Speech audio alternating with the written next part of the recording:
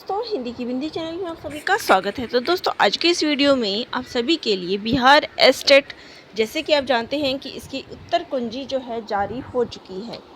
तो ऐसे में अब इन उत्तर कुंजी पर किन किन प्रश्नों पर आपत्ति दर्ज हो सकती है, तो यहाँ मैं आपको एक उदाहरण के रूप में दिखा रही हूँ कि आपको किस प्रकार से ढूंढना है।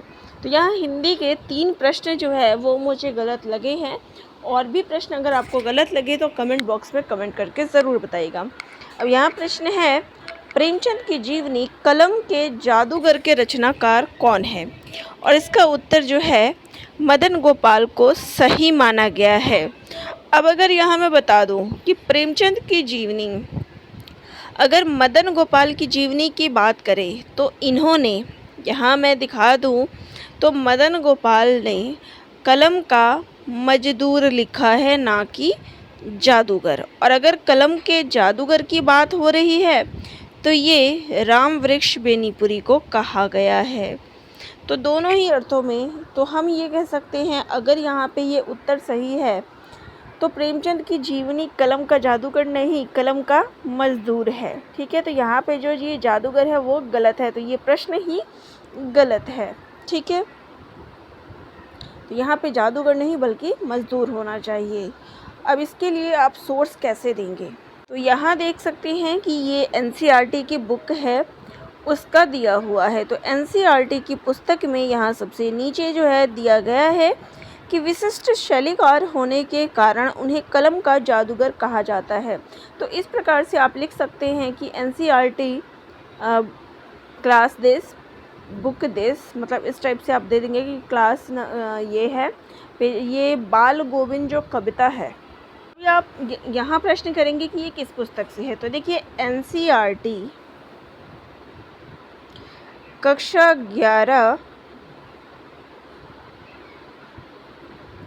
तो कक्षा जो है 11 की ये पुस्तक है, जिसमें बाल गोविंद भगत नाम का एक पाठ है, जिसके लेखक रामवृक्ष बेनीपुरी है। तो इनकी इसमें यानी इनकी जो जीवनी दी गई है, इसमें जो है ये बात लिखी गई है कि कलम का जादूगर किसको कहा गया है। पहली चीज़ तो ये हो गई। दूसरी चीज़ जो है, आप ये पुस्तक भी दिखा सकते हैं कि कलम का मजदूर जो है वो मदन गोपाल की पुस्तक है। तो यहाँ पे दोनों ही उदाहरणों से आप देख सकते हैं कि अगर आप कलम का मजदूर कह रहे हैं तो वो मदन गोपाल है, और कलम का जादूगर कह रहे हैं तो वह रामवृक्ष बेनीपुरी है। ठीक है, फिर अगला प्रश्न जो है 64 नंबर का प्रश्न है, धन चितवर्मन राजा किन्हा पंक्ति किस काव्य ग्रंथ की है? तो इनके अनुसार जो उत्तर है वो चित्रावली है, लेकिन आप सभी जानते हैं कि ये जो पंक्ति है वो पद्मावत से ली गई है। अब इसके लिए ऑथेंटिक सोर्स आप क्या देंगे? पहली चीज़ जायसी ग्रंथावली, उसमें आप दे सकते हैं, यहाँ मैं आगे दिखा सकती हूँ। तो पहला चीज़ आप जायसी ग्रंथावली का दिखा सकते हैं कि कितने पेज नंबर पे ये पंक्ति दी गई है। दूसरी चीज़ रामचंद्र शुक्ल कृत हिंदी साहित्य का इतिहास, दोनों में ही आप दिखा सकते। तो यहाँ आप देख सकते हैं कि सबसे नीचे जो है लिया गया है, तन चितवर्मन राजा किन्हा हिये सिंहल बुद्धि पद्मिनी किन्हा। इसी प्रकार जायसी ने पद्मावत के अंत में, अब यहाँ लिखा हुआ क्या है? पद्मावत के अंत में। ठीक है, ये चीज़ मिल गया। और ये चीज़ जो है पेज नंबर 43 पे दिया गया है, ये हो गया। और इसी प्रकार से जो है इसमें भी आप देख सकते हैं कि तन चितवर्मन राजा किन्हा, अब ये दे रखा है, यद्यपि पद्मावत की रचना, यानी कि इसका नाम दिया गया है कि कौन सी रचना है? पद्मावत की। तो आप इसके 2 उदाहरण ले सकते हैं। आचार्य रामचंद्र शुक्ल कृत हिंदी साहित्य का इतिहास, उसके पेज पे उन्होंने ये बता रखा है, जहाँ पे उन्होंने प्रेम मार्गी सूफी काव्य धारा के बारे में बताया है, वहाँ पे उन्होंने उस पेज पे बता रखा है कि ये पंक्ति जो है पद्मावत की है। पहली चीज़।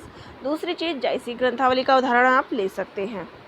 तीसरा प्रश्न जो यहाँ पे गलत है वो है, इनमें से किस राज्य की राजभाषा हिंदी नहीं है? तो इसका जो सही उत्तर होगा वो होगा जम्मू कश्मीर, लेकिन यहाँ पे जो है उत्तराखंड माना गया है। तो ये तीनों चीज़ें जो है इसमें हिंदी भाषा प्रयोग की जाती है, लेकिन जम्मू कश्मीर में जो है हिंदी भाषा प्रयोग नहीं होती है, राजभाषा वहाँ की हिंदी नहीं है। अब इसके लिए भी आप व्याकरण की जो ऑथेंटिक पुस्तक है उसका उदाहरण देख के आप कर सकते हैं कि इस पुस्तक में ये बताया गया है। तो ये 3 प्रश्न जो है गलत थे। आप सभी को अगर और प्रश्न गलत लगते हैं तो कमेंट बॉक्स में कमेंट ज़रूर करके बताइएगा। धन्यवाद।